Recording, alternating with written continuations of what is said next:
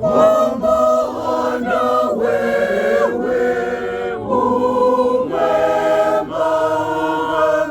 umekuwa tayari kusamehe,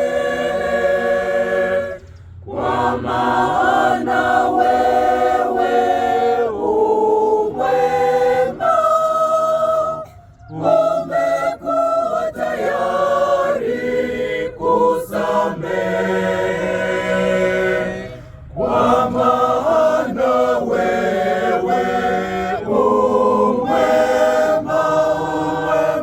umekuwa tayari kusamehe.